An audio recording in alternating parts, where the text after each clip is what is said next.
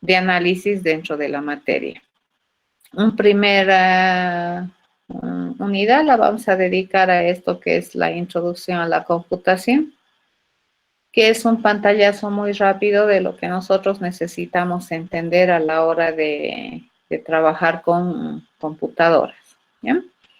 Vamos a ver conceptos básicos de programación. Vamos a empezar a definir algunas formas metodológicas de plantear soluciones a problemas con miras, ¿no?, a que esta solución sea algo programable y realizable por una computadora.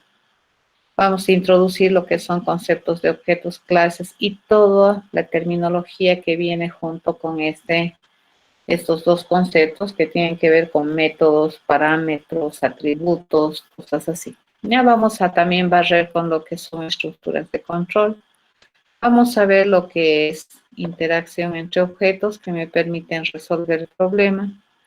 Vamos a analizar y revisar cómo se trabaja con colecciones de datos. Vamos a tener dos unidades para trabajar con colecciones de datos. Una va a ser colecciones de datos estáticas y la otra va a ser colecciones de datos dinámicas. Vamos a hablar de objetos bien educados. A ver, puede que esta unidad no la veamos, puede que no veamos este tema, dependiendo del tiempo y cómo estamos. Pero básicamente vamos a ir trabajando en este concepto, si bien es cierto, no así como un tema, ¿no? Ahora nos vamos a dedicar a hacer esto, no, sino vamos a ir haciendo poco a poco y vamos a ir introduciendo este concepto de educar algo para que funcione bien, ¿ya? Y otro tema para terminar va a ser la herencia. Si ustedes observan el plan global de la materia, bueno, tiene, me parece, 5 o 6 unidades temáticas, toditas están cubiertas acá, solamente es la forma en la que vamos a abordar, ¿ya? ¿Cómo es que vamos a hacer las evaluaciones? Las evaluaciones van a estar divididas en dos áreas, ¿de acuerdo? Una va a ser a través de exámenes, como lo que normalmente se da, y la otra va a ser con evaluaciones parciales o prácticas que se hacen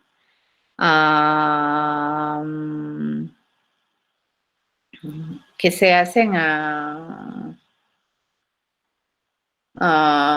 por cada tema o por cada ejercicio que vayamos viendo. Les voy a ir poniendo poco a poco las cosas. No te preocupes, Steve, porque todavía ni siquiera les he dicho el código de acceso al curso. ¿Ya? No, no les he dicho. Sí, somos bastante poquitos. Eso también me suena raro, Grover. Probablemente la mayoría está tratando de entrar a Classroom, no tengo idea, pero a ver, vamos a chequear cómo es que está esto dentro de lo que es el WebSys. A ver. Y ya me votó, ¿no? A ver.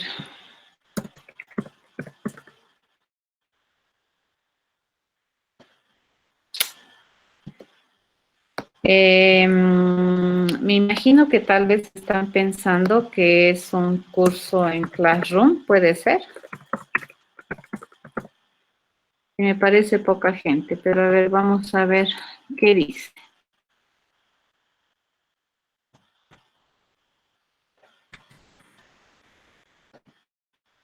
Vamos a chequear cómo está el asunto.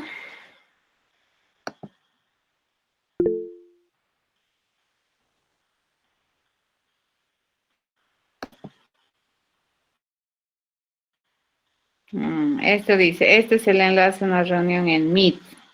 ¿Por qué no están? Esto no es un código de curso, ¿no? Es un enlace a Meet. Ese es un problema. Bueno, no sé si no saben leer, no sé. No, no es del módulo, chicos, no es del módulo, no es del módulo. ¿Ya?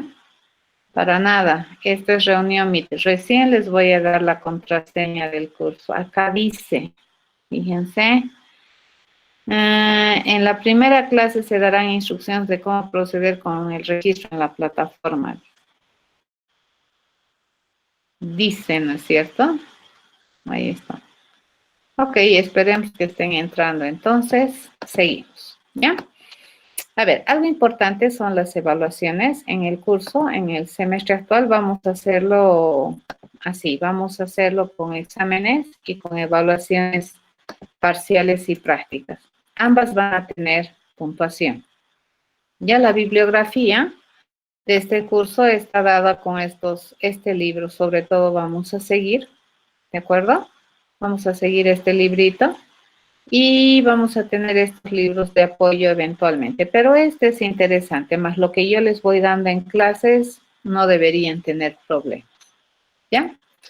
A ver, los exámenes, ¿cómo va a funcionar? El examen para el primer parcial, segundo parcial y el examen final inclusive se va a calificar así, ya como 90-10, 90 puntos conmigo y 10 puntos con el auxiliar. De los 90, fíjense, 70-20 se va a distribuir conmigo, ¿ya? 70 puntos para el examen y 20 puntos para prácticas, tanto para el primer parcial, segundo parcial y examen final. Siempre me preguntan, ¿para el examen final también funciona así? Funciona así, ¿de acuerdo? Así también va a funcionar para el examen final. El único que está exento de esta regla es la segunda instancia por la norma, ¿cierto? La normativa Sun-Simonian. Considerando el libro, ¿cómo vamos a distribuir el avance de la materia? El primer parcial vamos a intentar llegar hasta el capítulo 4, pero segurísimo hasta el capítulo 3 vamos a llegar. Ya para el segundo parcial del capítulo 5 al 9, para el examen final y la segunda instancia será de todo lo avanzado, ¿ya? Así. Estas son sus fechas de examen. El primer parcial es el 22 de abril, el segundo parcial es el 24 de junio, el examen final es el 1 de julio, la segunda instancia es el 8 de julio y el semestre termina el 15 de julio. ¿De acuerdo? Entonces estamos tratando de jalar lo más que se pueda el tiempo de avance en la materia. ¿Ya? ¿Por qué? Porque realmente es muy poquito el tiempo que tenemos y estamos tratando de alargar lo más que podamos sin que sea perjudicial para ustedes el dar los otros parciales. ¿Ya? Entre el segundo parcial y la segunda instancia tienen 2 semanas, que es lo que dice la norma. ¿Ya? La norma me dice que hay 2 semanas entre saber tu promedio y tu segunda instancia. Y entonces, entre estos exámenes van a tener un lapso de 1 semana para poder rendir. Bien, a ver, ¿cuáles son las reglas generales del curso? Tratemos de ser puntuales, chicos, para no estar haciendo aceptar, admitir, qué sé yo, en clase, a lo sumo 15 minutos. Otra cosa que es muy importante, quiero que tengan respeto a las normas de buena conducta y ética. Nos vamos a venir aquí, esta es la materia Introducción a la Programación Grupo 2. Entonces, lo primero que vas a tener acá, fíjense, ya es unas reglas de buena conducta y ética, en la cual quiero que ustedes lean con mucho cuidado para poder regular la participación en el curso, ¿no? Entonces, nosotros siempre pensamos que el accionar va a ser correcto de las personas, ¿no? Pero bueno, a veces una cosa es lo que pensamos y otra cosa es lo que sucede en la vida real, ¿ya? Entonces, tenemos este documento que son las normas de buena conducta, sobre todo en la virtualidad, y respecto a lo que es autoría de las cosas que ustedes hacen. Acá están ya las fechas planeadas, nuevamente, lo que les acabo de mostrar. Esto ya está en la plataforma Moodle. Por el momento en la materia no tengo ningún integrante, no debería tener ningún participante, estoy solo yo. Es correcto, porque no están todavía inscritos. En este instante me dicen, ¿no?, que la fecha de inscripción está mal. A ver, vamos a revisar si es que eso está mal. Analizamos y decimos fecha a partir del 1 de febrero, está bien. 1 de marzo del 2000, y esto no lo vamos a habilitar. Listo, ya está. Ok, seguiremos. Les voy a ir dando las cosas. ¿Sí? Entonces, esas normas de buena conducta y ética están en Moodle, las tienen que leer. Cualquier conducta que yo vea que va en contra de nuestras buenas costumbres o que sean antiéticas, eso automáticamente significa un 1 en la nota final, ¿ya? Entonces me explico. A ver, para la gente que es nueva, nosotros en San Simón llenamos una planilla, algo así. A ver, vamos a agarrar nos vamos a abrir y les voy a explicar cómo funciona este asunto, ¿ya? Nosotros llenamos unas planillas de esta manera. Nos piden tener la planilla llenada de este modo. A ver, venimos acá. Tenemos que llenar el primer parcial, ¿ya? Primer parcial. Tenemos que llenar el segundo parcial. Tenemos que llenar el promedio. Tenemos que llenar el examen final. Tenemos que llenar la segunda instancia. Y de todo eso se calcula la nota final, ¿ya? ¿A qué se refiere esto de que si tú tienes fraude, se te pone 1 aquí? A lo siguiente. Si supongamos en el primer parcial, fíjense, en el primer parcial tú estás dando examen o lo que sea y yo encuentro algo que es indiscutiblemente una falta de ética o una mala conducta, yo te voy a poner 1 aquí, te voy a poner 1 aquí, obviamente tu promedio es 1, aquí nada y tu nota final es 1. Supongamos que en primer parcial te hayas sacado un 57, ¿ya? Y en segundo parcial yo encuentro fraude, conducta mala en tu accionar, entonces yo te voy a poner 1 aquí. Me voy a arrepentir, correcto, te voy a poner 1 aquí. Tu promedio va a salir 1, tu examen final no hay, esto no, 1 acá. ¿Ya? Supongamos que tienes esto, ¿sí? 57, y hasta acá tienes 50. ¿Cuánto tienes? Tienes 53 de nota de aprobación. Entras al examen final supuestamente a mejorar tu nota, pero yo te encuentro aquí fraude. Entonces, ¿qué hago? Me olvido de esto, te pongo 1, me olvido de esto, te pongo 1. ¿Tu promedio cuánto va a salir? 1. No tienes derecho a segunda instancia, tu nota final es 1. ¿Ya? A eso se refiere esto del 1. No importa en qué instante yo encuentre, ¿no? Por ejemplo, si aquí tú tienes 57, aquí tú tienes 13, ¿correcto? ¿Eso cuánto te da? Un promedio de 35. Puedes haber entrado aquí 40, digamos. Y entras a segunda instancia y yo te cojo aquí fraude, entonces vas a tener 1 acá, 1 aquí, 1 aquí, 1 aquí y 1 aquí. Pasar, todo fuera, ¿ya? Entonces, básicamente, el detectar fraude en la materia significa que has perdido el semestre conmigo y la nota de reprobación va a ser categóricamente un 1, ¿ya? Esa es una regla. Nos pondremos de acuerdo en otra regla más. Algo que no suelo hacer, jóvenes, y tengo mis razones administrativas, todo, incluso de conciencia, ¿ya? Es que jamás yo una reprobación, fíjense, si has reprobado, esta reprobación jamás, bajo ningún concepto, bajo ninguna situación, esta se va a volver en un abandono. ¿correcto? Eso no suele pasar. Entonces, no me escriban a mi correo, no me digan nada. Los leo, pero a veces ya los ignoro porque es una regla que la pongo en mis cursos, ¿ya? Jamás una reprobación se vuelve en abandono. No me digas, ¿no? Te has quedado con 30 y me dices, no he podido, no sé, me cuentan muchas cosas y les puedo creer hasta las causales, ¿ya? Me dice, licenciada, por favor, póngame como abandono y demás. No, eso no va a suceder bajo ningún contexto. ¿Estamos de acuerdo? ¿Estamos de acuerdo? Está bien, Inge. Ok, estamos de acuerdo, ¿ya? Estamos de acuerdo en esto también, ¿cierto?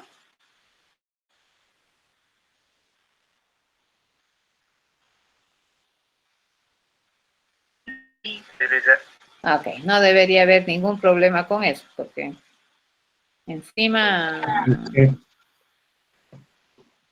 Perfecto. Inge, no está bien. Sí. tenía una duda. Exactamente, ¿a qué se refiere con fraude? Porque, digamos, en el tema de los exámenes virtuales, si en un examen me desconecto por fallas del internet o algo así, ¿eso contaría como fraude o directamente se refiere a las trampas o copias? A ver, desconectarte. ¿A qué te refieres si te desconectas? Si te desconectas, estás chao, pues, porque Moodle te va a votar.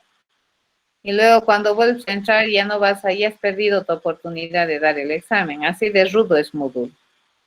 Sí, sí, en el examen de ingreso también O era así. sea que olvídate, te desconectas y lo que va a hacer Moodle, te lo va a guardar tu examen. Sí, guarda examen hasta donde hiciste antes de que se corte la luz y listo. Para Moodle terminaste el examen. Te va a catalogar como finalizar. Entonces, esa clase de cosas traten de prever, ¿no? Ver, tener sus datos, no sé, pues tendrán internet domiciliario. Ya ves, mi internet domiciliario no funciona. Es increíble, pero siempre tengo a mi mano celular con datos y si es necesario, jalo de ahí. Ya, pero en el caso de ustedes, Moodle automáticamente lo va a terminar el examen. En este semestre estoy viendo que somos pocos, eso está muy lindo.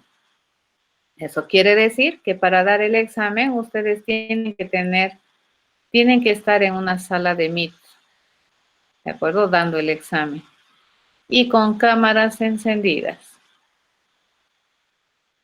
¿de acuerdo? Ya les estoy avisando desde ahorita. Tienen que estar con cámaras encendidas, cosa de que yo les pueda ver qué están haciendo, cómo están dando. Voy a tener tantas salas como sea necesaria para controlar. ¿De acuerdo? Ahora, tengo una manera de saber quiénes están en Meet, les cuento en cada instante de tiempo. Me dice cuándo te saliste, cuándo entraste, cuándo volviste a entrar y demás cosas. Tengo maneras de saber y de regular. Y en la época de exámenes que eso va a empezar a funcionar. Eventualmente, si te retiras, digamos, de la sala de reuniones por 2 segundos, tampoco te voy a liquidar, ¿ya? Tampoco. Pero lastimosamente la historia nos ha demostrado que en la virtualidad los estudiantes, no sé, pues, ¿qué les pasará, no? ¿Qué les agarrará? No tengo idea, pero hay mucha gente que ve esto como una posibilidad de hacer cosas que van contra toda ética, ¿no? De comportamiento. Así como son mayores de edad, entonces si es que yo logro detectar uno de esos comportamientos, automáticamente tienes uno. Si en un examen tu nota es 1, quiere decir que algo he encontrado en tu contra. ¿De acuerdo? Muy rara vez los exámenes se valoran con 1. Entonces, basta que tu examen, tu nota de primer parcial, supongamos es 1, listo, ya has muerto para mí. Eso es dígito escarlata. Quiere decir que has hecho algo malo en el curso y que automáticamente has perdido el semestre. ¿Estamos de acuerdo?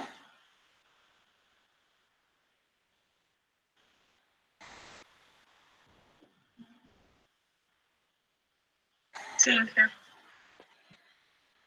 Ok, seguiremos entonces.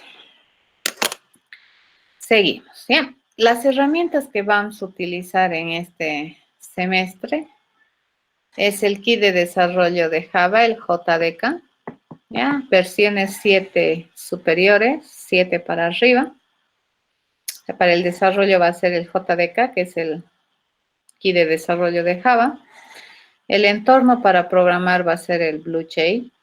¿Por qué razones? Por muchas razones académicas que luego les voy a ir contando. Obviamente esto es como un ID de primeros semestres, ¿no es cierto? Cuando vayan ustedes escalando en la carrera y vayan subiendo de semestres, también sus IDs tienen que ir cambiando acorde a los problemas que van a resolver. El sitio en el que vamos a trabajar es el Moodle, ¿cierto? 3 del dominio de la UMS. La materia se llama así, Introducción a la Programación G2, así tal cual está. El código para suscribirse al curso es ADA este semestre. ¿De acuerdo? A ver, ahora intenten. El código de inscripción es ADA.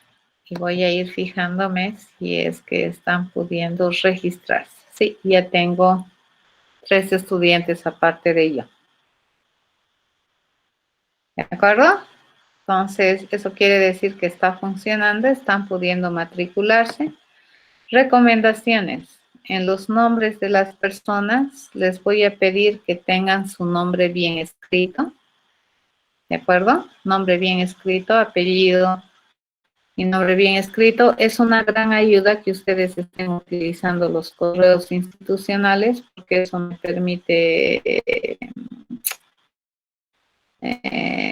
¿y por qué piensas esto? ¿Por qué te han dado este correo electrónico raro? Ok. Me permiten saber cuál es el código SIS. Ya, pero si ustedes quisieran otro correo, no hay problema. ¿Qué es lo importante, chicos? El correo electrónico que ustedes tienen asociado a su cuenta Moodle, que a su vez está asociado con el curso mío, sea el correo que ustedes cotidianamente vean. ¿Por qué razón? Porque vamos a utilizar este tablero de avisos para poner avisos generales de cualquier cosa que yo quiera comunicarme con ustedes. Lo voy a hacer a través de este medio y este automáticamente deriva a sus cuentas de correo electrónico los mensajes. ¿Ya? Esa es la razón por la que a mí me interesa que los correos estén bien definidos, de manera correcta definidos. Bien, continuamos. A ver, según la normativa sansimoniana, en la planilla, como les decía, nosotros tenemos que llenar estas columnas, ¿no es cierto? El primer parcial, ¿ya? El segundo parcial, primer parcial, el segundo parcial, el promedio, el examen final, la segunda instancia y la nota final. El primer parcial, segundo parcial y el examen final, ¿qué tienen de común? Los 3 exámenes están calificados entre el 1 y el 100. ¿Ya? El 0 no se considera nota en San Simón, el 0 es abandono. Entonces las notas van a ir desde el 1 hasta el 100. Ya sabemos que el 1 está destinado, es un dígito escarlata, ¿correcto? Este 1 es un dígito que en mi materia identifica a los tramposos, ¿de acuerdo? Este 1 entonces es un especial en mis planillas de calificación. A partir del 2 al 100 serían las notas de los estudiantes que no han hecho nada raro. Entonces, la nota mínima de reprobación que vas a tener, si eres un estudiante con las 3 H's, honrado, honesto y honorable, va a ser 2. ¿Sí? A ver, el promedio, ¿cómo se consigue? Se consigue sumando los 2 primeros parciales, dividiéndolos entre 2. Recordemos que las notas en San Simón son valores enteros, positivos, ¿ya? Entonces, cuando nosotros dividimos entre 2, la única opción es que tu división sea ya entera, ¿de acuerdo? O que sea 0.5, ¿no? Algo, 0.5. Entonces, el 0.5 siempre se redondea hacia positivo, ¿de acuerdo? El código para inscribirse a Moodle, chicos, es ADA. Ese es el código. ¿De acuerdo? Ese es el código para registrarse al curso de Moodle. Bien, entonces, eso hay que entender para la forma de calificación y la normativa facultativa que tenemos para calificar. El examen final también es una nota que está entre el 1 y el 100. No es un examen obligatorio, ¿ya? Si tú ya has aprobado con los promedios, con el promedio, entonces puedes estar exento de dar el examen final. En el caso particular mío, yo no restringo el dar el examen final a los estudiantes que hayan aprobado con el promedio. Yo no tengo problemas siempre y cuando la intención sana del estudiante sea mejorar, ¿cierto? O probarse que puede dar más. Yo no tengo problema. Pero si es que yo aquí consigo algún indicio de trampa, ustedes ya saben, ¿no es cierto? Todito hacia atrás es automáticamente uno. ¿Cómo se calcula la nota final? Esto siempre me pregunto. La nota final hasta este instante de tiempo, fíjense que han dado primero, segundo parcial y examen final, se calcula como el máximo entre el promedio y el examen final por normativa, ¿ya? Y yo respeto esa normativa. Yo no tengo problemas con esa normativa y lo vamos a mantener. Si tu nota final hasta este instante de tiempo es menor a 51, entonces puedes dar examen de segunda instancia. ¿Cuándo se da examen de segunda instancia? ¿Cuándo es posible dar segunda instancia? Cuando tu nota de promedio es mayor o igual a 26. Y aquí van a tener harto cuidado. Les cuento que si en tu promedio tienes 25,5, esto no habilita segunda instancia. ¿De acuerdo? En tu CARDEX aparecerá como 26, pero a la hora de poner la nota no vas a aparecer como estudiante habilitado. Eso es una normativa también y eso tiene que ver con, me imagino, los parámetros que manejan internamente para habilitar estudiantes de segunda instancia. ¿Cuándo también puedes dar segunda instancia? Hay dos condiciones, ¿no? Para dar segunda instancia. Una, que tu promedio sea mayor o igual a 26. Y la otra es que el número de segundas instancias que tú has dado no sea igual a 2, ¿ya? O no sea mayor o igual a 2. ¿Qué tiene que ser? Tiene que ser menor a 2. Puedes haber dado 0 o una instancia. Si es que es así, entonces recién puedes dar una segunda instancia. Van a tener harto cuidado. Si ustedes piensan que das 3 instancias, ¿no es cierto? Y como los docentes no hablamos entre nosotros, tú dices, no voy a dar 3 instancias y las 3 se he aprobado y me las han registrado. Claro, cada docente por su lado puede haberte registrado como aprobado. Esto no te va a durar mucho, te cuento. Va a venir el responsable de auditoría y seguimiento de segundas instancias y te va a anular tus instancias. Van a tener mucho cuidado con eso, ya porque la normativa te dice que a lo sumo en un semestre lectivo un estudiante tiene derecho a lo sumo a 2 segundas instancias. Una vez que tú das la segunda instancia, la nota final de tu materia se reemplaza por la segunda instancia. Fíjense, si hasta aquí tu nota final era el máximo entre el promedio y el examen final y tenías un honorable 40, por decir, y en tu segunda instancia te has sacado 20, entonces tu nota final va a ser 20. Ya la segunda instancia reemplaza cualquier otra nota previa que hayas tenido. Al terminar, ¿qué es lo que preguntamos? Si tu nota final es mayor a 50, si es así, entonces has aprobado, si no has reprobado. Como ustedes observan, estadísticamente hay más probabilidades de aprobar que de reprobar en la normativa de evaluación facultativa. Entonces hay que aprovechar ese hecho, ¿ya? Y lucharla hasta el final. Uno no sabe en qué instante de tiempo puede estar aprobando una materia. Y no está todo dicho. Bien, las prácticas, fíjense, se va a hacer durante todo el semestre, ¿ya? Por cada tema más o menos, o por cada semana más o menos, les voy a ir botando evaluaciones por tema, ¿de acuerdo? Y esas evaluaciones van a estar en módulo activas entre una semana a 15 días, dependiendo, ¿no? Del grosor de la evaluación que tengamos. Y estas evaluaciones vas a tenerlas que hacer de manera obligatoria. En esto nos pondremos de acuerdo. Ya son obligatorias. Por lo menos tienes que hacer dos de esas evaluaciones de manera obligatoria. Les conviene, ¿correcto? Porque esta evaluación formativa va a sumar los 20 puntos de trabajo que ustedes van a tener conmigo. Estas evaluaciones usualmente, si bien cierto están disponibles una semana, ¿cuántos intentos nomás puedes hacer en estas evaluaciones? Máximo 2. Ya no puedes hacer, dependiendo, ¿no? De la tarea que tengas. Ya de entradita tienen una tarea inicial que hacer. ¿De acuerdo? Acá tienen un enlace a lo que es la historia de las computadoras.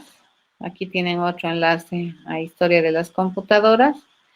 Y ya ustedes tienen, fíjense, estos enlaces ya dispuestos acá.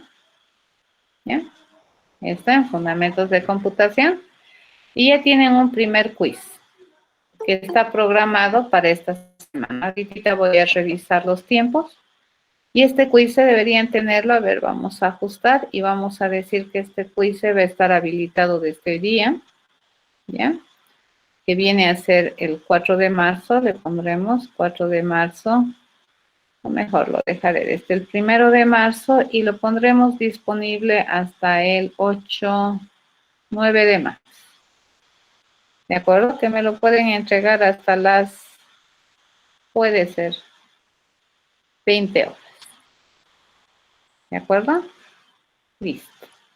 Ahí está. Entonces, este es el primer cuestionario que ustedes ya tienen para llenar. Fíjense, se los voy a estructurar de otra manera el espacio. Obviamente, todas las cosas que yo miro ustedes no ven, algunas están cerradas. Hay un área de exámenes para ustedes. A ver, me voy a ir cómo ustedes estarían mirando esto. Me voy a cambiar el rol. Como estudiante voy a entrar y ustedes están mirando la página así, ¿cierto? Ahí tienen sus enlaces, su sala de clases. Esta es el área de exámenes. Ahorita lo voy a volar todo esto. Y aquí ya tienen su primer quiz. Tienen un área de tareas y fundamentos de computación, que es la primera unidad que estamos, que es su tarea. ¿Ya? Es tarea de usted. Ahorita vamos a volar para que ni siquiera puedan mirar esta parte. ¿De acuerdo? Que son los exámenes pasados del anterior semestre, entonces eso no se va a mirar. Pero así vamos a organizar. Entonces, en esta área de tareas van a empezar a aparecer las tareas que tienes que resolver. Ahorita ya la he titulado como esta y es una primera evaluación que va por los 20 puntos del primer parcial. Entonces, ¿cómo vamos a calcular los 20 puntos? Tantas evaluaciones, tareas tengas que hacer aquí. Las vamos a sumar dependiendo de cuánto es el puntaje y vamos a sacar un ponderado porcentual a 20 puntos y esa va a ser su nota de la parte práctica. Como siempre en esta parte práctica por lo menos tienen que ganarse un puntito. ¿De acuerdo? Vayan a hacer, por lo menos tienes que tener un quiz resuelto, algo resuelto para poder avanzar. Si no, no vamos a funcionar. ¿Entendido? Bueno, ¿alguna duda hasta acá? ¿Alguna inquietud que quieran compartir conmigo y con el resto de sus compañeros? Es decir, ahora o callar para siempre.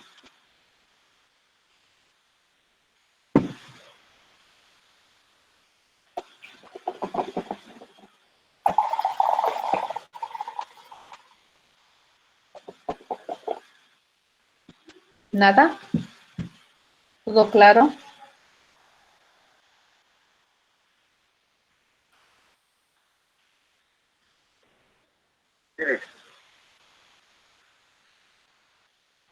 A ver, vamos a ver qué dice aquí.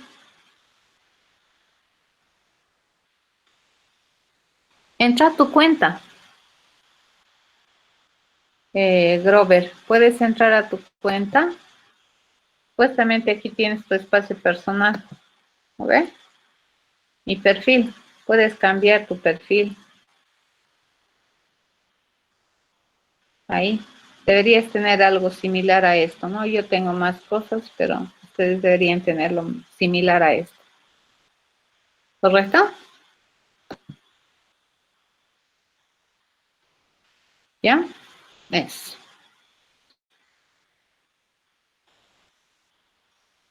Ok. ¿Alguna otra duda más?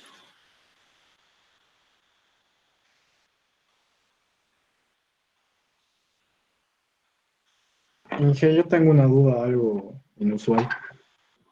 Sí. Estoy tramitando mi estudio simultáneo y esta va a ser mi segunda carrera sistema. ¿Ya? Todavía no estoy inscrito formalmente en la materia, pero planeo inscribirme en su grupo y ya me matriculé en el curso. No sé si habría un problema con eso. No, no hay problema. Es más bien lo que has hecho es correcto. Empezar a pasar clases.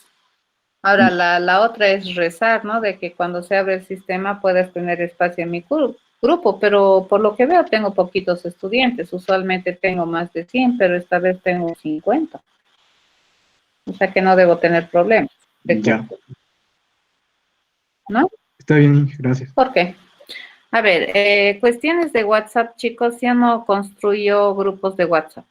Ya no suelo hacer, parece que los auxiliares más que WhatsApp utilizan Telegram, pero cuando tengan auxiliar los voy a conectar por vía este medio de Moodle. Le voy a asignar una cuenta también al auxiliar para que pueda hacer cosas y para que pueda también trabajar en este ámbito, ya, el auxiliar. A ver, ¿qué más? No suelo hacer grupos de WhatsApp. Esa es la respuesta. Ahora depende de ustedes si quieren tener, ¿no? Yo no les prohíbo, pero yo no suelo estar. Sí, todas las clases entras con este enlace o con el otro también que está. Hay dos enlaces preveyendo que podría haber más de 100 estudiantes, ¿no? Que es lo normal que tengo en Introlab Progra, pero este semestre es raro, no tengo muchos estudiantes. Bueno, pero está bien, ¿ya? No tengo auxiliar Nahuel, eso había dicho al principio, todavía no están asignados los auxiliares porque todavía no se han hecho los exámenes de competencia para los auxiliares. Ya recién están en proceso de convocatorias y demás cosas.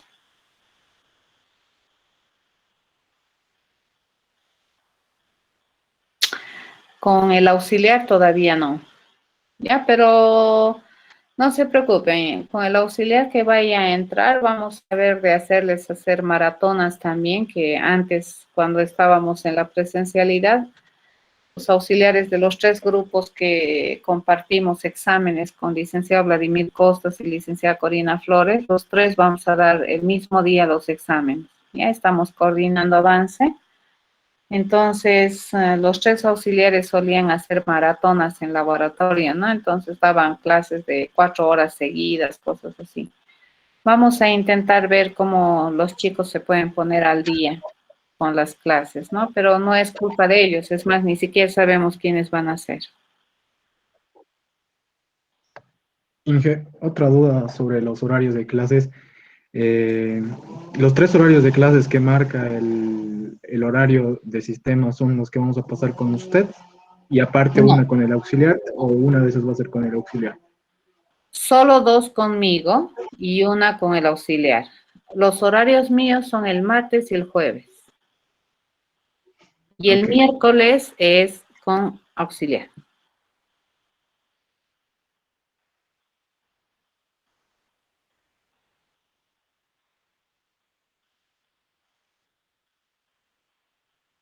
¿Sí? Eso. ¿Ya? Eh, ¿Alguna otra duda más?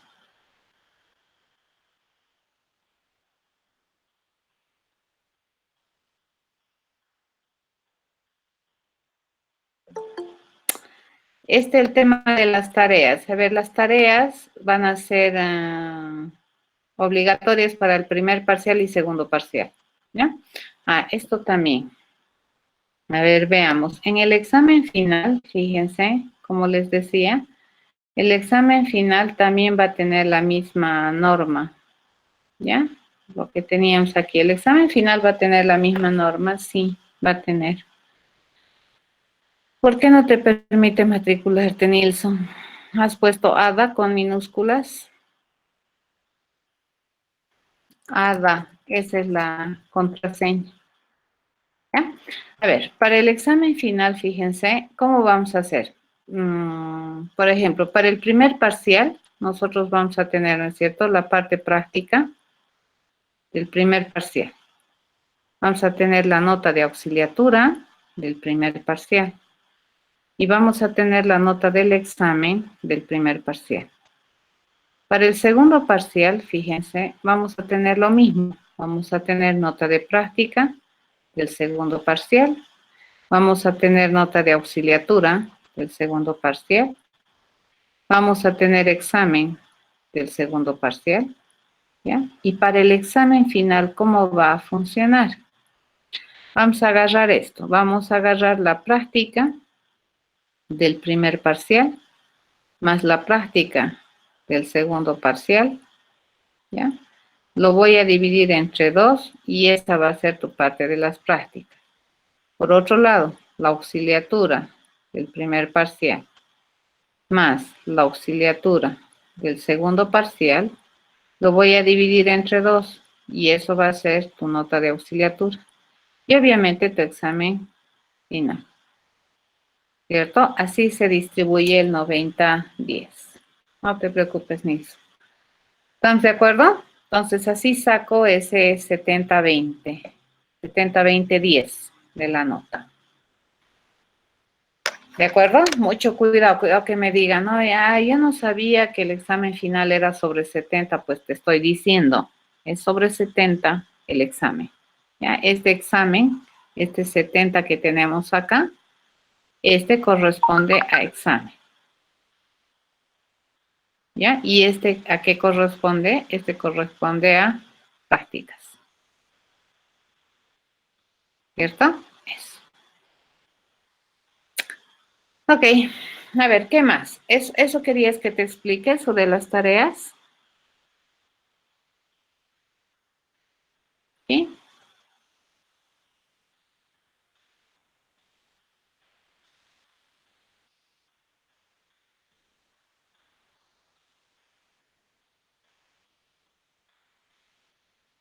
Ok, entonces así van a funcionar las tareas. ¿De acuerdo? Empezaremos entonces a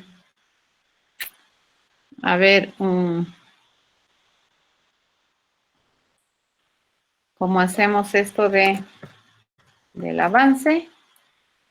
Y nos vamos a venir vamos a adelantar un poquito las cosas. ¿De acuerdo? Vamos a añadirle ayer tenía, ¿no? Una cosa antes, a ver, vamos a venirnos.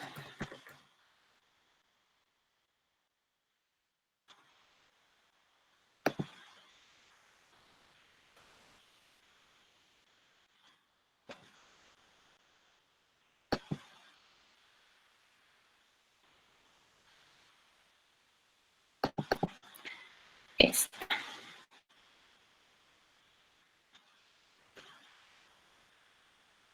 A ver, les he dejado ahí en Moodle un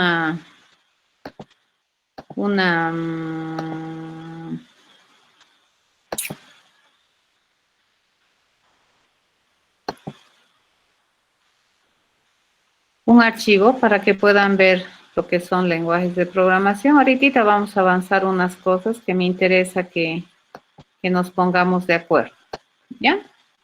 Si no tienen ninguna duda más al respecto, entonces vamos a empezar ya a avanzar algunas cosas y adelantar algunos temas que me interesa que nos pongamos de acuerdo ya de entradita.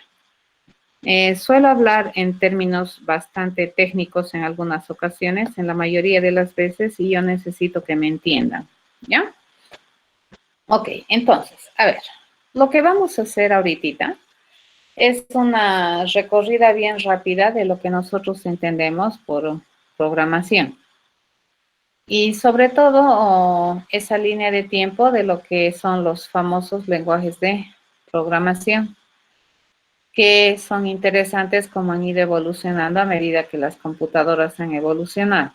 Y entonces, fíjense, los lenguajes de programación están catalogados como lenguajes artificiales. ¿De acuerdo? Entonces, ¿por qué se llaman lenguajes artificiales? Porque tienen reglas diferentes a las del lenguaje natural y usualmente suelen ser reglas muy estrictas y muchas veces suelen ser reglas de índole matemática, ¿ya? Suelen ser normativas matemáticas.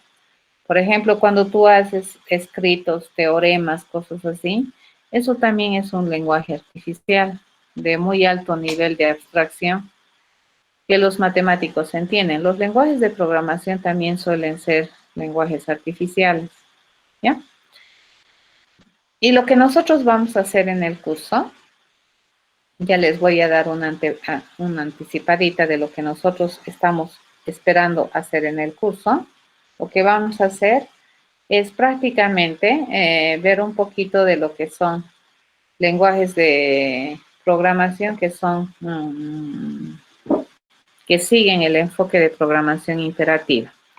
Entonces, en Intro a la Progra, fíjense, vamos a hacer programación básicamente imperativa. ¿Qué significa eso? Nosotros ordenamos y la máquina obedece. Eso es. Ya vamos a hacer instrucciones. ¿De acuerdo? Se instruye y la máquina obedece. Entonces, para hacer esta programación imperativa, nosotros nos apoyamos también en lenguajes de programación que siguen esta norma de ser imperativos. Los lenguajes de programación, fíjense, han ido evolucionando. Estos lenguajes han ido evolucionando en la medida que las computadoras también han ido evolucionando. ¿Correcto? Las computadoras y la tecnología con la que se hacen las computadoras y las prestaciones de servicio que tienen las computadoras han jugado un papel también bien importante para el desarrollo de los paradigmas de programación, enfoques, estilos de programación y obviamente han repercutido en lo que son los lenguajes de programación. En Intro a la Progra vamos a intentar dar conceptos generales que vamos a aplicarlos haciendo uso de algún lenguaje de programación para cumplir nuestra meta o nuestro ideal al terminar el curso, que es que ustedes aprendan a programar, ¿ya? Pero a ver, los lenguajes de programación, les comentaba, han evolucionado a la par de los conceptos de programación que han ido también modificándose a medida que las computadoras mejoraban, ¿no?, sus prestaciones de servicio. Dentro de lo que nosotros tenemos en programación, nosotros podemos encontrar distintos tipos de códigos, ¿sí? Cuando nosotros escribimos un programa, básicamente, ¿qué es lo que nosotros hacemos? Nosotros escribimos código, ¿ya? Entonces, escribir algo en un lenguaje de programación se llama código, ¿sí? Eso es lo que nosotros vamos a hacer en el curso. Vamos a intentar escribir código. Y estos códigos, fíjense, a medida que han ido trabajándose los distintos paradigmas, han ido también cambiando, ¿no?, de acuerdo a los lenguajes. Y estos códigos cada vez se alejan más, fíjense, lo que nosotros escribimos cada vez se alejan más de lo que la máquina entiende. Ya la máquina usualmente entiende un código que se llama un código de máquina, así se llama.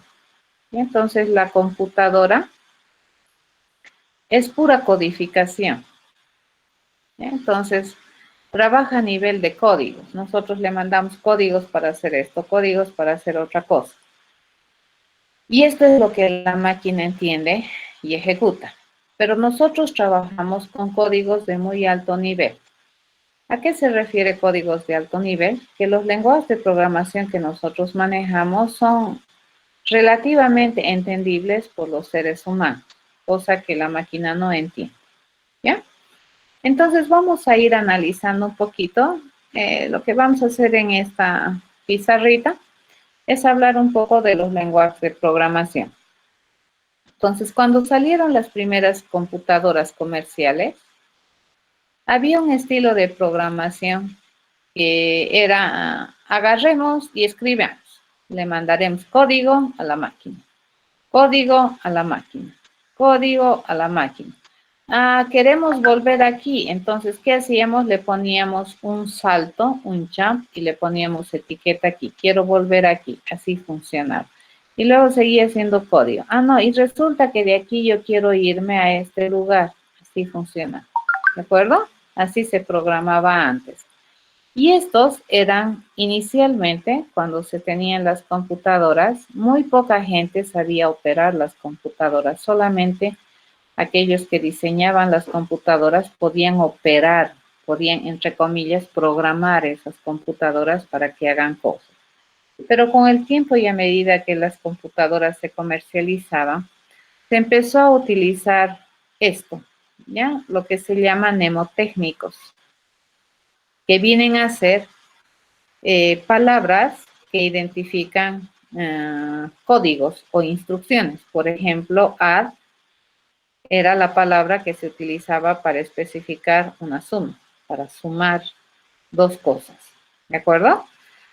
Esta clase de mnemotécnicos se empieza a utilizar para poder hacer que las personas que no estén involucradas en el diseño de una computadora puedan escribir un conjunto de instrucciones que la máquina pueda entender, ¿ya? La máquina, entonces, ¿qué entiende? Fíjense, esta instrucción que es add, para él está codificada, para la máquina está codificada como una secuencia de valores numéricos, le llamaremos, supongamos este, ¿de acuerdo? Ese es el código que la máquina entiende. Pero nosotros como seres humanos esto nos es difícil entender, ¿correcto? Entonces, ¿qué se hacía? Se ponía como un alias y eso se llama mnemotécnico a este. Entonces, yo escribía add y esto se transformaba en este código que la máquina entendía. ¿Ya? Así funcionaba.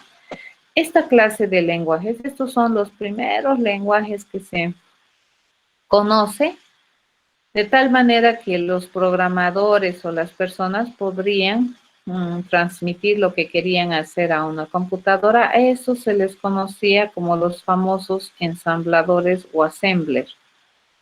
¿Ya? ¿Qué tenían de peculiar estos códigos, le llamaremos? Si bien es cierto, ya los seres humanos ya podían entender mejor este mnemotécnico a entender esta cosa, seguía siendo un conjunto de instrucciones muy reducida. Las cosas que podías hacer con Assembler en esas épocas, tanto por capacidad de memoria como por la capacidad interpretativa o riqueza de instrucciones que se tenía, eran pocas, ¿ya? Entonces el Assembler, fíjense, eran programas en los cuales tú solamente tenías un principio para hacer las cosas, tenías un inicio, y hacías, ¿no? Tus instrucciones con tus mnemotécnicos y tenías un fin, ¿ya? Obviamente estos no eran muy grandes. Estos son los famosos assemblers. Por otro lado, en esa época había assemblers para cada arquitectura de máquina. Entonces podías tener el assembler para la IBM, podías tener el assembler para una Altos, podías tener el assembler para una X, para una terminal X, podías tener assembler para una Atari, podías tener assembler para una Commodore. Entonces, estos lenguajes dependían, eran muy dependientes, fíjense, de la arquitectura de la computadora. ¿Ya? Entonces, dependían del hardware de la computadora, mucho, muy dependientes, ¿correcto? Eso era en la época en que recién estaban comercializando las computadoras. Luego, una otra de las cosas que tenía de malo estos lenguajes, como el assembler, era que al tener solamente una cosa así, si yo quería, por ejemplo, saltar, yo podía tener estos saltos, fíjense, indiscriminados. Podía seguir escribiendo y de aquí decidir volver hacia aquí, ¿ya? Y luego seguir caminando y de aquí, fíjense, decidir venirse hacia aquí. ¿Ah? Y de aquí resulta que me podía venir hacia acá. Entonces, a esta clase de códigos, dentro de lo que es la historia de la evolución de la programación, ya sería de la computación, se le llamaba como códigos espaguetis. Eran como una ensalada de fideos que venían aquí y allá todo entremezclados y que para poder leer, digamos, qué es lo que esto hacía, tú tenías que estar súper concentrado, ¿no? Para no perderte, digamos, en la lectura. Obviamente, leer era difícil, programar también tenía sus niveles de complejidad y, por supuesto, los códigos que se escribían en Assembler no eran demasiado grandes. Esa era una de las cosas, ¿no? De tener código espagueti, y el otro era que estos lenguajes de programación dependían demasiado del hardware de la computadora. Es así que nace probablemente este estilo de programación que se llama programación estructurada. Entonces, evolucionando las cosas, los problemas haciéndose más complicados, las computadoras con mayor potencialidad, entonces se podían resolver cosas un poquito más complicadas, ¿ya? Y al querer resolver cosas un poquito más complicadas, el hacer ese código así, con un principio, un fin, con salto aquí y allá, obviamente esta particularidad de tener un código espagueti se volvía mucho más terrible, ¿correcto? Es así que nace este estilo de programación que se llama la programación estructurada. Uno de los referentes más importantes que se tiene en la programación estructurada es el famoso lenguaje BASIC, ¿ya? Que es un lenguaje que tiene la misión, ha sido construido para precisamente enseñar fines académicos, enseñar lo que es la programación de computadoras e introduce lo que es el concepto de programación estructurada y utiliza este tipo de programación dentro de lo que es el BASIC. Dentro de este estilo de programación hay otros lenguajes también que son muy interesantes, como por ejemplo vienen a ser Algol, que es antiguo, ¿ya? Y luego van mejorando, ¿ya? Van a ir sacando nuevas versiones y demás. Junto con esto, también paralelamente, no es programación tan estructurada así, ¿no? Pero no sé, a ver, lo vamos a poner aquí como algo medio raro, pero paralelamente con esto nace un otro lenguaje que es bien interesante dentro del ámbito de la ingeniería, que se denomina el lenguaje de programación Fortran, ¿ya? Entonces, a medida que las máquinas crecen, y se dan cuenta que básicamente, inicialmente las máquinas, ¿para qué utilizaban? Para hacer cálculos masivos. Ya para eso se utilizaban las computadoras al principio. Entonces, estas máquinas calculaban varias operaciones matemáticas en poco tiempo. Y en cálculos ingenieriles es bien interesante utilizar la potencialidad de la computadora de esa forma y se genera también este otro lenguaje de programación que es el Fortran, que es un lenguaje especializado para trabajo con fórmulas y cálculos numéricos. Nosotros no lo vemos, ¿de acuerdo? Pero sigue siendo importante hasta el día de hoy este lenguaje para las áreas ingenieriles, sobre todo en ingeniería civil tengo entendido que aún siguen utilizando.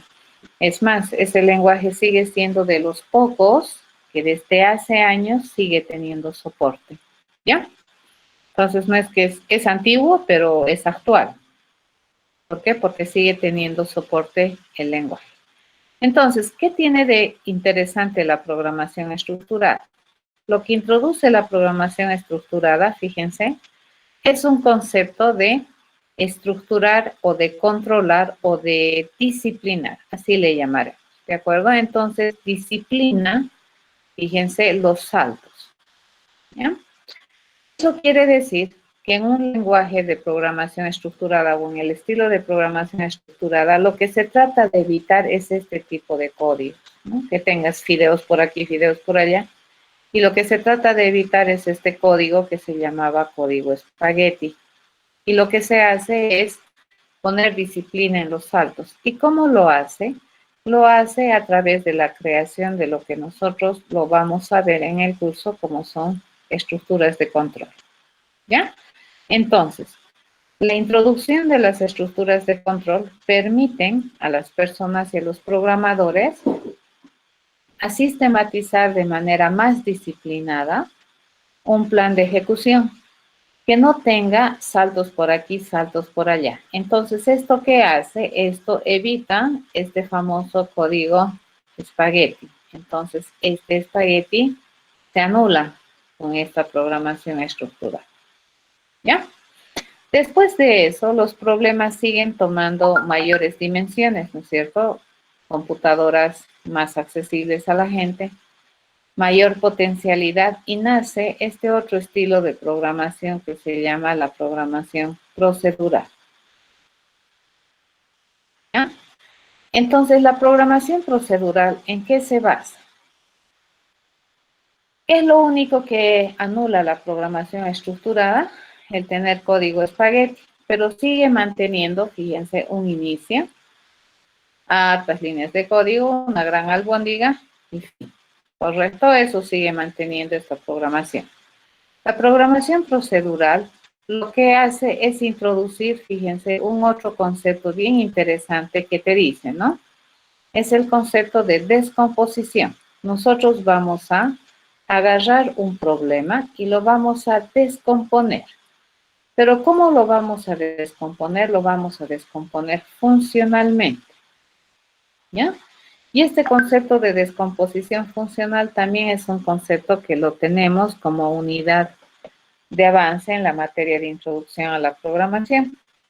La descomposición funcional, entonces, es aquel mecanismo o aquella propiedad por la cual nosotros podemos un gran problema, fíjense, dividirlo en subproblemas, ¿no? Entonces, nosotros decimos, vamos a dividir este problema en varios subproblemas. El subproblema A, por ejemplo, este es el subproblema B, el subproblema C, el subproblema D y el subproblema E.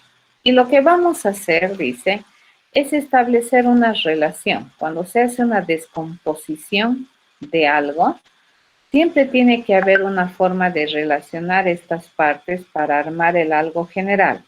¿De acuerdo? Entonces yo voy a hacer una descomposición del problema general y también tengo que definir cómo es que estas partes de mi descomposición se relacionan para poder tener resuelto el problema general. Y eso se llama una relación. Ya puede ser la relación, fíjense, te puede determinar el orden, ¿correcto? Te puede determinar el contexto, ¿ya? ¿Qué relación y qué relación? Por ejemplo, cuando te inscribes a la universidad, a San Simón, ese puede ser un gran problema para un novato. Y me imagino que todos han pasado esa situación cuando te han dicho de inscribirte a San Simón. Y tú vienes con tus papelitos, al menos en el campus universitario, no sabes ni siquiera dónde están las cajas, nada. Entonces, tienes que ir haciendo paso por paso o proceso por proceso. Primero, probablemente ir a dejar tus documentos en registro de inscripción, irte a pelear, ¿no es cierto?, con toda la gente que está ahí. No sé cuál será el flujo de trabajo, pero luego, lo segundo será, bueno, comprar matrícula, ¿cierto? El tercer paso será, o el tercer paso grueso será inscribirte, ¿correcto? Y listo, he terminado de inscribirme a San Simón, ¿ya? Entonces, cada uno de estos, fíjense, es una parte. ¿Y qué es lo que acabamos de determinar? Una secuencia. Entonces, la relación que hay entre estas partes que se descomponen puede ser el orden. O también puede ser el contexto, ¿de acuerdo? Puedo yo primero querer obtener alguna cosa y hacer esta otra cosa, o puedo hacer esta también, si es que yo quiero. Y eso va a determinar el contexto. Entonces, la descomposición funcional es un concepto muy importante a la hora de razonar soluciones a problemas que son de mediana a gran envergadura.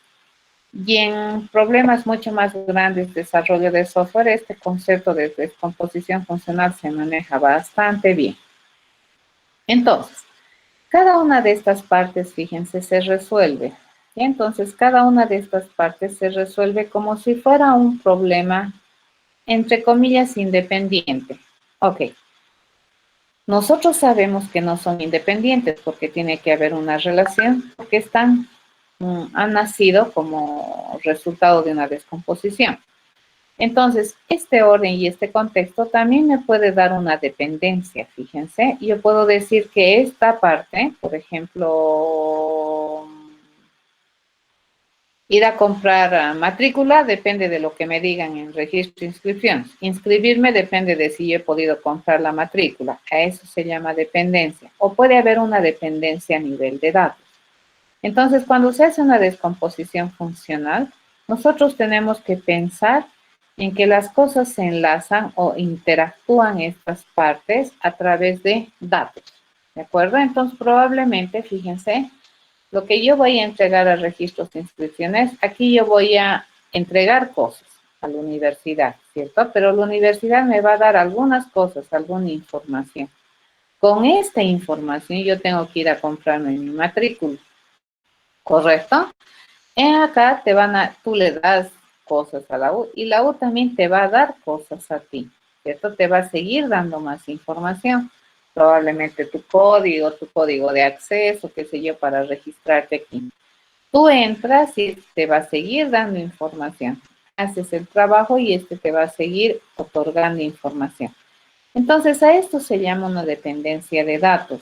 Entonces, cuando tú haces una descomposición funcional, usualmente la relación también se da a nivel de datos. Eso es programación procedural. Uno de los exponentes más importantes de la programación procedural es el lenguaje de programación Pascal. ¿Ya? Este lenguaje recibe ese nombre en honor a Blaise Pascal, que ha sido el ideador de la Pascalina, una máquina mecánica de cálculo de números de 8 cifras, ¿no? En honor a ese señor está Pascal.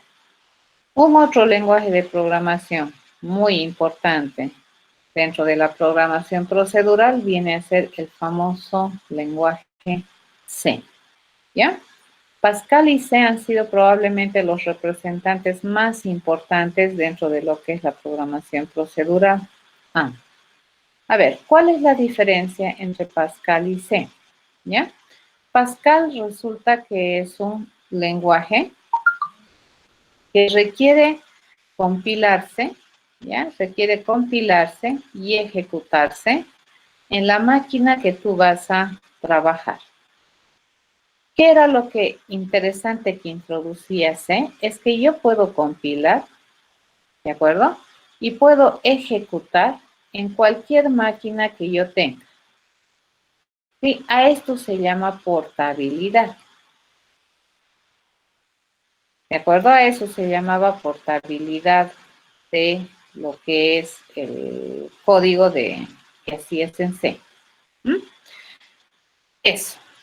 Luego aparece de estos lenguajes de programación estructurada procedural, ambos, ¿qué cosas son? Siguen el esquema de lo que es programación imperativa. Yo instruyo, la máquina hace. Ya, acá lo mismo. En programación estructurada, yo instruyo, la máquina hace. En programación procedural, yo instruyo y la máquina hace. ¿De acuerdo? Otros lenguajes u otros estilos de programación que han nacido en la década, bueno, no han nacido ahí, no ha sido más o menos en la década de los 70, pero cuando empieza a tomar harta fuerza ha sido en las finales de la década de los 80, principios de los 90, es la programación que nosotros le denominamos orientada a objetos. ¿De acuerdo? La programación orientada a objetos sigue un estilo de programación imperativo. Obviamente, por la norma y la filosofía orientada a objetos es altamente modular. Ya la programación orientada a objetos es modular. ¿Qué significa? Que divide ya las prestaciones de servicio de forma muy finita. Obviamente sigue las normas de la programación estructurada, no hace saltos, así, no genera códigos espaguetis de ninguna manera, te genera códigos disciplinados, ¿ya? la programación orientada a objetos. Y bueno, y me salí de mi ventana. Y es lo que nosotros vamos a estudiar en este semestre, ¿ya? Programación orientada a objetos. Entonces, ¿qué les decía? Que este también respeta todas las normas de la programación estructurada. ¿De acuerdo? Programación estructurada. Es obviamente procedural, ya que me permite hacer modularidad, y eso es. Bien. En los lenguajes de programación, fíjense, los lenguajes de programación son lenguajes, como ya les decía, que me permiten escribir mi pensamiento para que la máquina entienda, ¿ya? Lo que nosotros usamos son lenguajes de programación de alto nivel. ¿Qué significa? Que estos lenguajes de programación son muy buenas gentes con nosotros, los programadores. Entonces, nosotros podemos entender estos lenguajes de programación y lo que nosotros escribimos va a ser un código que está en lenguaje de programación, al cual nosotros le vamos a llamar con el nombre de código fuente. Ya no importa qué lenguaje de programación uses, lo que tú escribes en algún lenguaje de programación se le conoce como código fuente. Y esto lo puede leer cualquier programador del mundo, ¿ya? Basta que aprenda un poquito la sintaxis del lenguaje, entonces ya te podría leer un programa, cualquier programador del mundo. ¿Qué tiene de peculiar, digamos, aprender un lenguaje de programación? Que es interesante a la hora de programar y aprender un lenguaje de programación. La primera ventaja es que esto se puede ejecutar, una máquina lo puede ejecutar. La segunda es que los lenguajes de programación son lenguajes artificiales que son comunes a la comunidad de programadores, ¿de acuerdo? Entonces son lenguajes que los programadores charlan, ¿de acuerdo? Entonces puede que tu programador hable inglés, el otro hable chino, pero tu código, fíjate, va a estar en un lenguaje de programación que lo vamos a entender, salvo los nombres de sus variables que probablemente nos van a traer problemas, pero después el resto del esquema se podría leer. Para que tu computadora que está aquí, por ejemplo, ejecute ese tu código que tienes acá, entonces ese código tiene que transformarse en otro código. Y a este se le suele conocer como código objeto. Entonces, este código suele estar escrito en otro lenguaje. Usualmente, este es lenguaje máquina, ya que nosotros los seres humanos no entendemos mucho, porque esto ya es una codificación de muy alto nivel. Usualmente, si es máquina, es puro ceros y unos. ¿Correcto? Y este es el que la computadora ejecuta. Este es el que nosotros vamos a escribir. Pero para pasar de este a este, nosotros tenemos que hacer un preprocesamiento.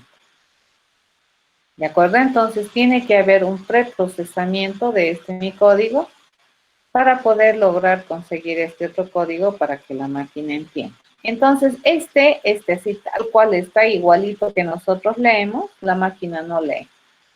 Lo que hacemos es utilizar un software especializado que me va a traducir esto a este otro lenguaje que es el que la máquina realmente entiende.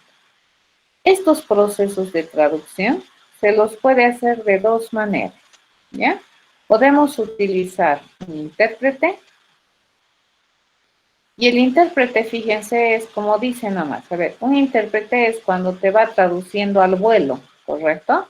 Cuando tú tienes un evento, por ejemplo, y está en inglés, tú puedes tener un intérprete y a medida que el tipo está hablando en inglés, te está interpretando y tú estás escuchando y procesando en tu cerebro lo que te está diciendo el intérprete. ¿Correcto? Ese es un intérprete. Entonces te puede agarrar, fíjense, línea, traduce, lo lleva y ejecuta. Eso hace un intérprete. ¿De acuerdo? Ejecuta, ya todo bien, ok. Lee, traduce, lo convierte y ejecuta. Este es un intérprete. El otro es un compilador. Ya por el otro lado, una otra manera de traducir es un compilador. Como su nombre dice, primero compila, ¿ya? Todo. Entonces lo que hace es lee, traduce, escribe y no ejecuta. ¿Ya? Lo traduce. Lee, traduce y lo escribe aquí. Lee, traduce y lo escribe aquí. Una vez que ha traducido todito, fíjense, todito el documento, entonces este me genera un otro documento, ¿de acuerdo? Un otro archivo le llamaré. Y cuando está todo ya bien traducido, sin errores de sintaxis ni nada, no presenta ningún error gramatical, nada, entonces recién todito SAS lo manda a ejecutar. Ese es un compilador. ¿De acuerdo? Nosotros la próxima clase vamos a ver cómo utilizamos estos dos instrumentos para poder programar. Esto es cultura general. Cuando uno está aprendiendo a programar, entender esto y esto, por ejemplo, es importante. ¿No ve la diferencia entre Assembler, la necesidad de hacer una programación estructurada, la necesidad de hacer programación procedural que me permite resolver problemas más complejos, parte por parte? Eso es muy interesante en descomposición funcional. Esto vamos a introducir en el curso. Y esta otra parte, ¿no es cierto? La conciencia que yo debo tener que cuando escribimos un programa, nosotros lo estamos haciendo en un lenguaje de programación de muy alto nivel, que es muy buena gente con el programador. Y que antes de que mi programa se pueda ejecutar en la máquina, tiene que pasar por un proceso. Uno, de verificación que yo he escrito bien. Y dos, de traducción a un lenguaje máquina. ¿Ya? Entonces hay estos dos, intérpretes y compilador. El martes vamos a continuar con la clase viendo esto y más o menos motivando un poquito. ¿Por qué nos movemos en lo que es programación orientada al objeto? Estamos evolucionando con la historia y estamos viendo, digamos, una forma o un enfoque de resolver problemas que es un tanto diferente a solamente los lenguajes procedurales. Ya los procedurales tienen otra manera de pensar y los lenguajes o los esquemas de programación orientada a objetos tienen otra forma de pensar y vamos a ir introduciendo desde la primera clase cómo hacer este enfoque para que podamos nosotros resolver problemas. Bien, hasta acá la clase de hoy. Vayan a revisar lo que tienen en Moodle. Acá ya tienen esto, fíjense, lenguaje de programación es una línea de tiempo, más o menos ahí le dice años todo de los lenguajes de programación y sus características. Y esto es historia de las computadoras, ¿no? Que tiene que ver con la evolución de la computadora hasta lo que conocemos hasta hace unos 10 años más o menos, ¿no? De hace 10 años ahora tampoco ha evolucionado demasiado la computadora, salvo en tecnología de lo que nosotros le conocemos como chiches, ¿no? Los pods, los pads, esas cosas sí, pero en términos de computación, digamos, de computadora a mayores capacidades es lo que podemos presentar como cambios en estos últimos años. Los procesadores también son más veloces, discos duros también, ¿no? Entonces capacidades han mejorado, pero luego un cambio más fundamental tecnológico no hemos visto. ¿De acuerdo? Nos vemos entonces el día martes. Entreténganse con estos videos y a responder sus respuestas. Disculpe, el quiz es sobre la historia de computadoras, ¿no? Sí, sí, sí. No te voy a pedir otra cosa. ¿De acuerdo? Está bien, gracias, Liz. Listo. Hasta el día martes, jóvenes.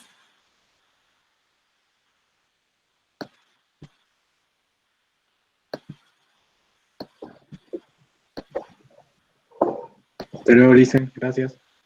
Chao, chao. Hasta luego, Licen. Gracias. Igual. Hasta luego, jóvenes. Hasta luego, Lisa. Chao, chao.